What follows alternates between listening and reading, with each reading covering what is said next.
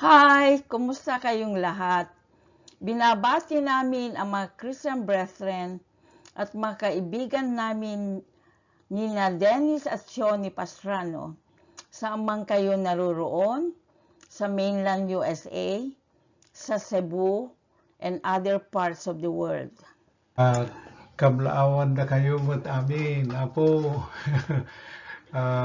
Amin namin nga gagayem mi, ken kakabagyan mi nga dumdumngeg, mga kablads namin sa Mamaklay bloodline.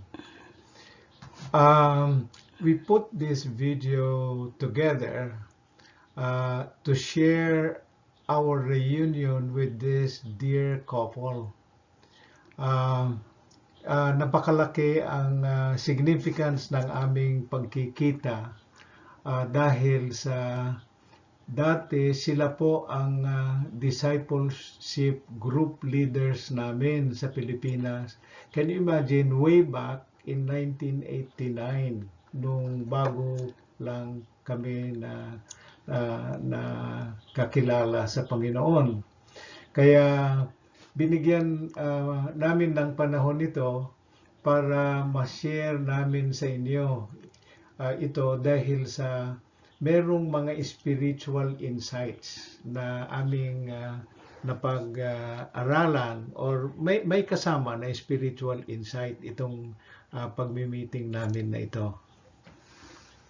Very significant ang naging role nina Dennis at Shoni sa aming early Christian growth because they were like family and more than close relatives to us. Wala kaming kamag-anak sa Cebu, kaya sila ang nagsilbing closest na relative namin. We met them at least 2 times a week. And almost everyday contact sa telepono. So, yung 2 times a week ay personal yun, ha?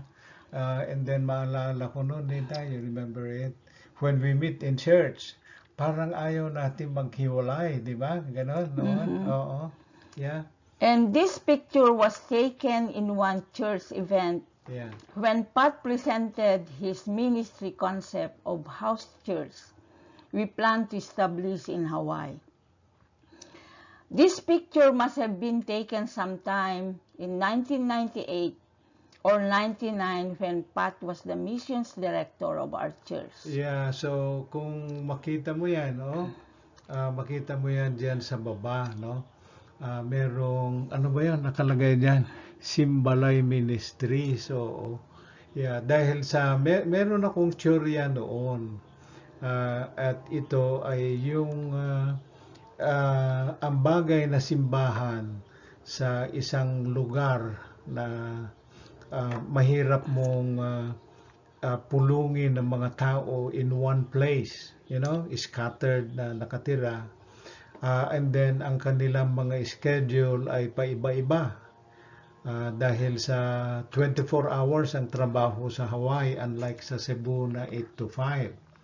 So, doon pa lang sa Pilipinas, noong mga 1997 or 1998, naisip ko na yon yung tungkol sa Simbalay noon, sa Cebu pa lamang. Okay? So, Pat and Dennis serve in the leadership team of our previous church then. Oo, ito yung mga original members sa simbahan natin noon. And then dito sa inexan ko, yan si Dennis sa dulo sa right. And then si Shoni. Yeah. But they were ahead of us by about a year. This picture was taken with our missionary, Pastor Glenn and Nancy Garrison. Makita mo ba nila? Yan, si Pastor Glenn yan, no? At saka si Nancy. Wow! Actually, we had a previous reunion with Shoni. Pat arranged in California before, di ba?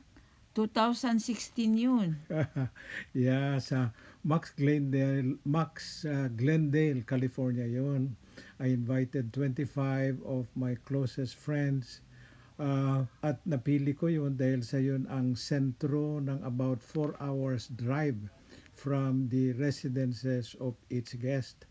Galing si Nacioni sa Las Vegas, may bisita sa Santa Clara na malayo din, Modesto and San Francisco. But most of the guests, ito buong pamilya ko yun, no? Most ay sa LA or nearby cities galing. Birthday actually, ang ginawa kong reason sa pag-invite sa mga nag-attend. And just to have Dennis and Shoni join that reunion. In fact, they postponed noon yung kanilang trip to the Philippines just to be there. Kasi merong isang secret wish na hindi mawala-wala sa aking puso. To have them recapture and rekindle passion we all shared together in bringing gospel to the lost. At dahil sa ito ang grupo that were used by the Lord in discipling us, sila ang parang itinuturing natin noon. You remember na ating parang support group na nag-send sa atin where we went here in Hawaii. Kaya naman when we learn na magbabakasyon sila si Nacioni and family sa Hawaii, we tried our best na naman na maka-reunion sila even just for 2 hours. We took great risks in meeting them during the time of pandemic dahil sa kami ni Pat ay ingat kami na hindi kami naglalabas-labas maliban sa church on Sundays. We observe physical distancing at church where attendance is limited. Kami ni Pat ay magpwesto sa direkta sa ilalim ng aircon para may ventilation at si Pat ay naggamit ng face mask and face shield for extra protection. Oo talaga, oo. Alam namin na pag ma-COVID kami ni Pat, mahirap na makapunta ang mga anak namin because they all live far apart. Pero we took the risk just to meet Dennis and Shoni during their visit. Even if we had to do a 10-day self-quarantine after our meeting. Oo talaga. Ito ang video namin sa park. Naka-Facebook live kami noon all throughout. But then, hindi masyadong marinig ang audio dahil sa napakalakas ang hangin. Kaya we decided na inarrate na lang namin ni Nita ang mga napag-usapan namin. So, we reenacted dito what we used to do sa cell group meeting namin ni Nacioni sa bahay nila. And the only difference this time ay ako ang naging cell group leader sa Alamoana.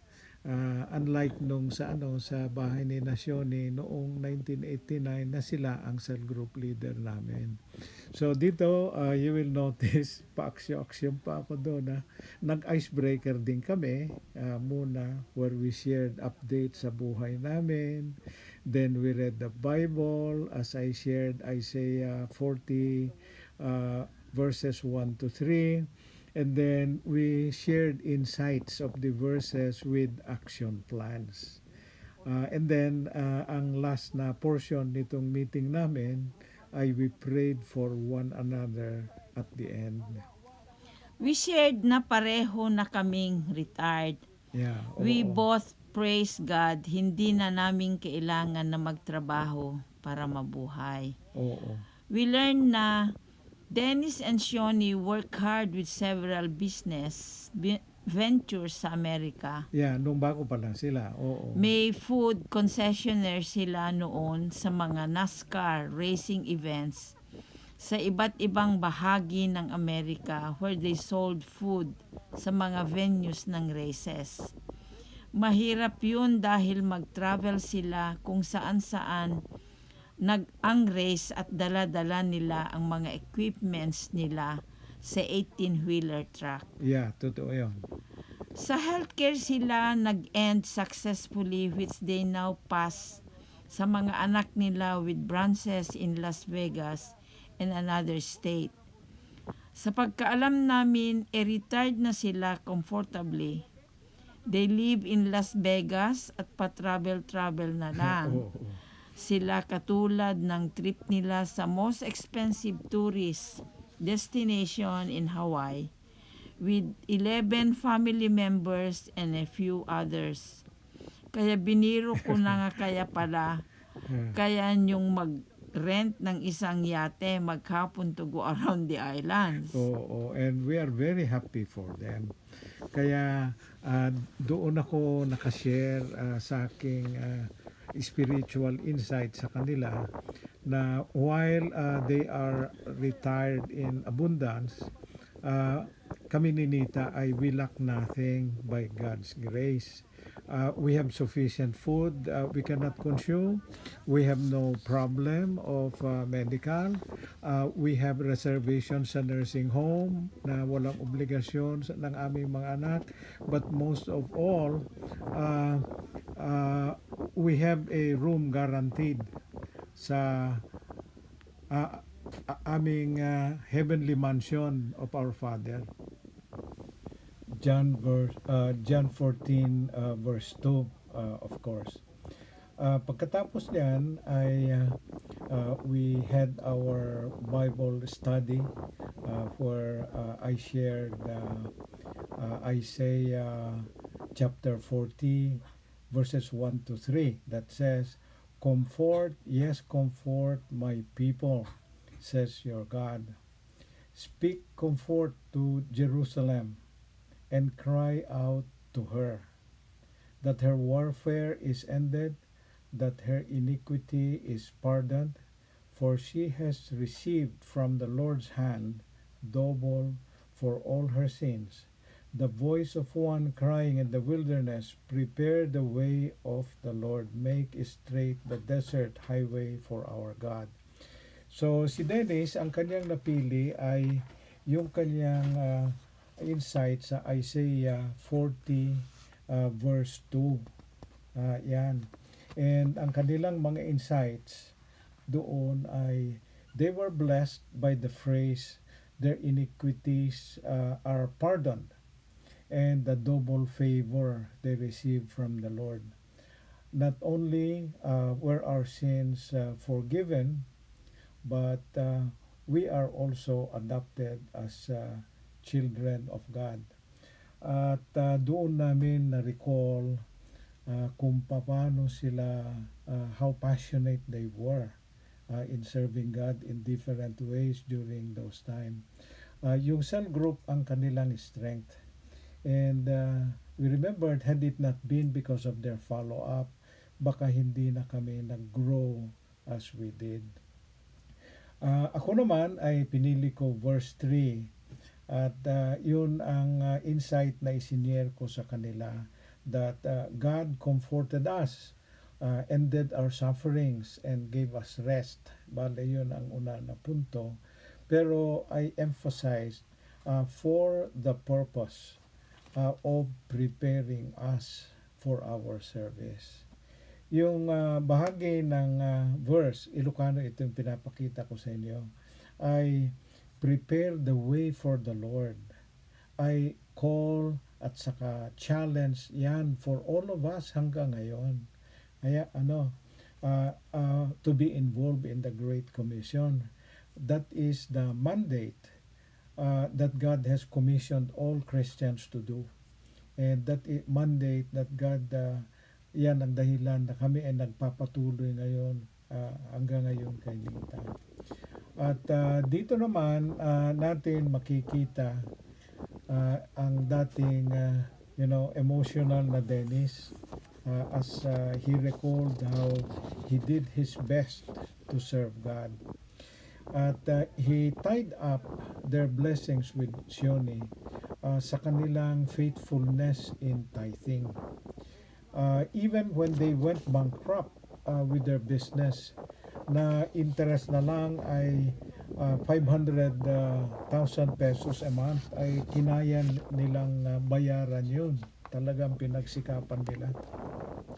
At noon, when they had income coming in, they still paid their tithe faithfully. And he quoted this, bring all the tithes into the storehouse, that there may be food in my house. And try me now in this, he said, says the Lord of hosts, if I will not open for you the windows of heaven and pour out for you such blessing that there will not be room enough to receive it. At yun, sa kanyang pagtestimony sa kanilang prosperity ngayon, para sa information, by the way, ng mga hindi nakakilala sa kanila, Dennis have been into businesses in the Philippines like coal mining, subdivision development, and lending investors. And Dennis' mother belongs to a family that owned 2 shipping companies in the Philippines. And then he recalled yung pag-suporta nila sa misyon. And there was a time that he even sold his Rolex watch as an offering for missions. We remembered our church planting when I was still the missions director. At dito na makita na ninyo, we ended yung aming meeting with prayer for each other. But before that, we shared some action plans actually, which we lifted in prayer. Dennis and Shoni, sa kanilang action plan, said they will continue their retirement, but every time sabi nila na they come across people, they will make it a point to share the gospel to everyone they encounter. Kami naman ni Nita, we will spend our retirement by engaging in social media ministry and see how we will be able to implement the Simbalay ministries in God's time. We thank God our present ministry will no longer involve fundraising. So dahil sa hindi na kailangan ang financial support, dahil hindi naman kami magbibiyahe, I don't have to raise funds anymore. And I'm glad na hindi na namin kakailanganin yun, because it seems that yung fundraising namin na we tried once, this has caused some of our old friends to avoid communicating with us na because of possible na hihingi kami ng support. But the Lord is good. He has sustained Nita and me from our discouragements. Naka-recover na kami.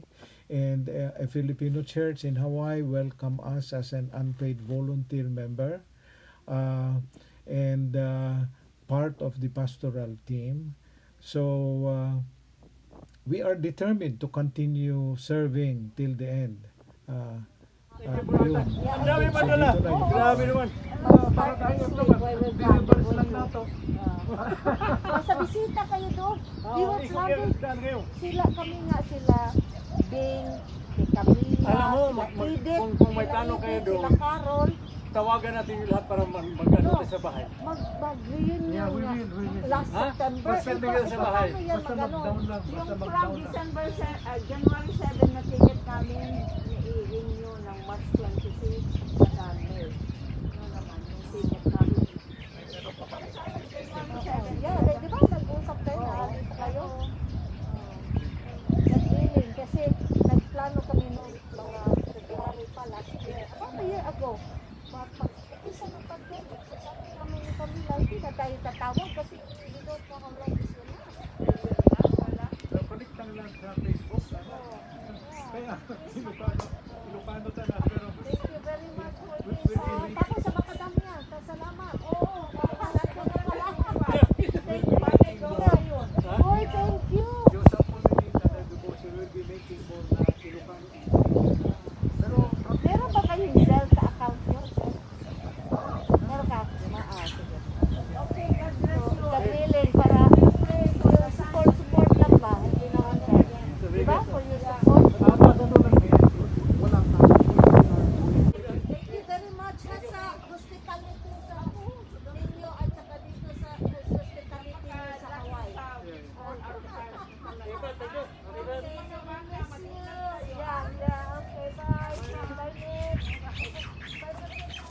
Bye. Bye-bye. Okay, thank you very much. Rio, kumusta kayo dyan? May kasagigit itayanta jay Banna, Josie, Ipag, thank you very much. Pastora Marilyn, thank you nga kinadkadwa na kami. Angie Salinas, Nora, thank you. Imelda, Edita, Gina, thank you very much. Agpakada dito isang ilimin, and then Rene, thank you very much. Glenn, kumusta kayo sa California? Ines, so itinagan ni Apo Jesus, ikararag kong idanon na ti pamendisyon na kada kayo amin namin nga dimngeg. So dito yan, nakam tinabatid to yan. We will still stay here. Isagana mi DJ Bible study mi intun rabii. Ket kadigijay taga Pilipinas nga saan unay nga makakitkita pa dito Hawaii. So ipakita lang kada kayo dito nagyanam mi itatada kami toy Alamoana Park iti Hawaii, Honolulu. So that iti symbol jay no ipakita dati picture ti Hawaii ket detoy ti background na dati ti icon makungkuna deta. So tiyan ti tourist strip ket ti labas dagiti hotel iso ti makungkuna nga Waikiki Hotel. So iti tinagyan nami itata ket tinagan ti Ilocano Discipleship Group ti Jesus Reigns Ministries Hawaii. Agyaman kami ti panagkadkadwayo kada kami itata. Good afternoon, maayong hapon kaninyong tanan sa Cebu, and may God bless you all. Bye-bye.